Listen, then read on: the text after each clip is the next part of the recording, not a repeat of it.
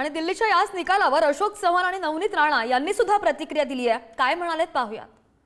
केंद्रात सरकार ज्याच्या त्याच्या हातातच दिल्ली राहिली पाहिजे ही भूमिका लोकांनी स्वीकारलेली आहे. म्हणजे मोदी साहेबांचं नेतृत्व लोकांनी देशभर स्वीकारलेलं आहे.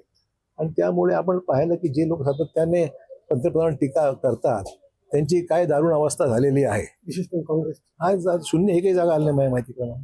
तर मग असं जी अवस्था असेल तर मग ज्यांना जनमतच कळत नाही, जनमताचा कौल ज्यांना समजू शकत नाही, त्यांनी आधी ते समजून घेतलं पाहिजे.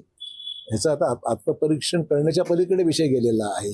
सगळ्याच राज्यामध्ये पराभव होऊ लागलेला आहे. ह्याचं गांभीर्य तरी त्यांना समजलं पाहिजे असं वाटतं मला.